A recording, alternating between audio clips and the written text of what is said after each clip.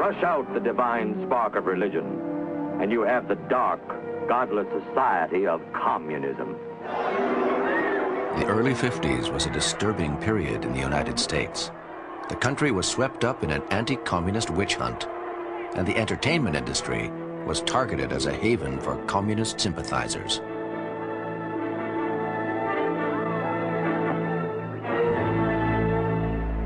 An organization known as Red Channels published a pamphlet that identified people suspected of being communists. There was a real danger at that time. The Red Channels people were busily at work. They could condemn you and get you off the air in a minute. One phone call.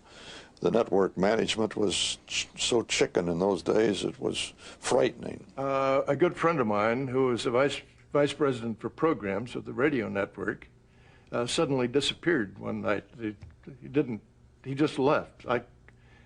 The next morning found a note on my desk saying, sorry I couldn't say goodbye, but I've cleared out all my books and papers and I'm gone. I probably will never see you again. Well, you know, you make the assumption that there was something in his background and somebody got after him and he left. Do solemnly swear or affirm. Government workers had to swear publicly that they were not communists.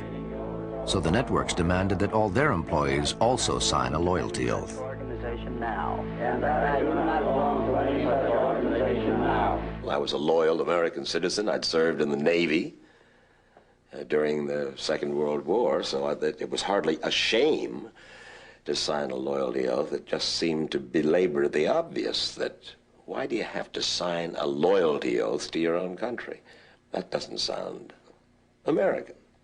But a lot of us did it because we wanted to keep our jobs.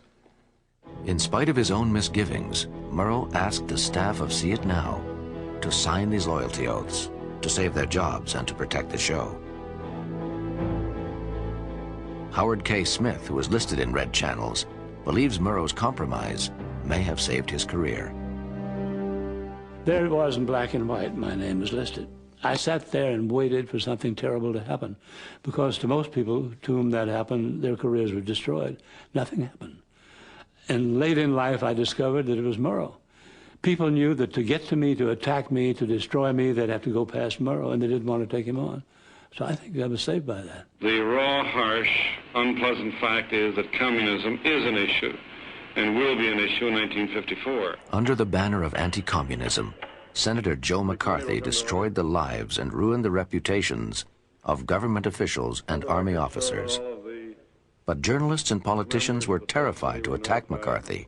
They were fearful that McCarthy, in turn, would destroy their careers. McCarthy was a fascist, and of the worst type. There was nothing American about the man, except having been born in Wisconsin. He was a demagogue of absolutely the worst type. Any man who has been given the honor of being promoted to general and who says, I will protect another general who protects communists, is not fit to wear that uniform, General. You were lying. We both agreed on that. I was terribly concerned and alarmed. I saw the first stages of a fascist revolution in this country. Good evening. Tonight, See It Now devotes its entire half hour to a report on Senator Joseph R. McCarthy, told mainly in his own words and pictures. We must not confuse dissent with disloyalty. This time, Murrow refused to compromise and launched a daring attack on the powerful senator.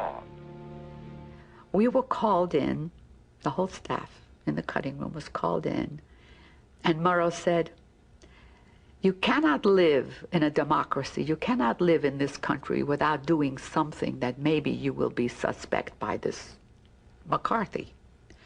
You will now be visible because your credit will be on the air, your names will be publicized.